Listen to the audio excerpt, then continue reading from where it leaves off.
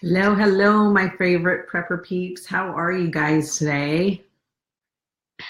I wanted to hop on here real quick. I wanted to do this Saturday, but I was a little bit jacked up because of some Facebook stuff that had been happening.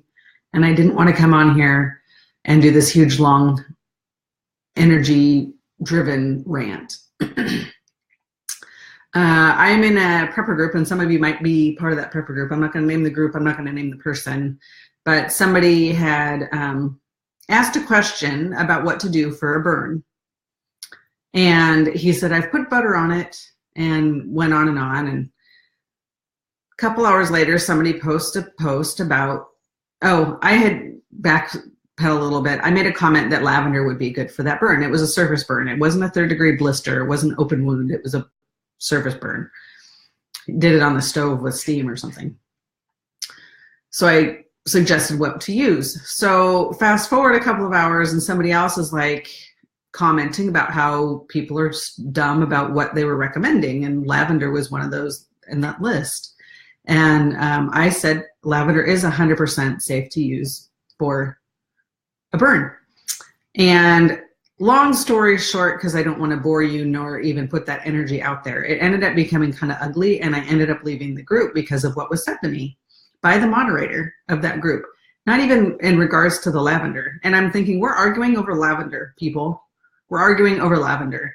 So what's going to end up happening, or could potentially happen, there's going to be a time maybe that there isn't going to be a doctor.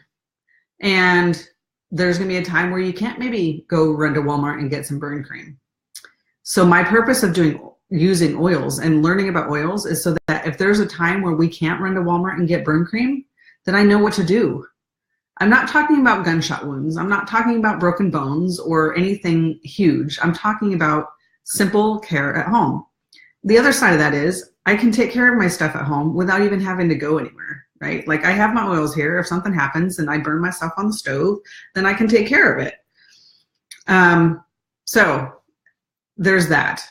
I'm going to put out some positive energy because I'm all about good vibes. And I'm going to just share a little bit about what you can do.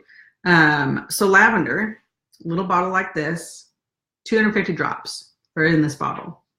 Not only can this soothe the child that's upset, it can help a baby get to sleep. It can calm a golden retriever. It can also calm your burn. Another one that you might want to use with it would be peppermint if it's hot. If it's still burning or feeling warm, you can put peppermint on it to cool it. I use peppermint and lavender in a spray for sunburn. So lavender is fully, I will leave some, if you guys want some like background, like you want scientific knowledge, like proof that lavender is okay and not some old wives' tale, I'd be more than happy to direct you to the place that you can find that information. So what I would do is I would just take it, and if lavender is one of the softest oils there is,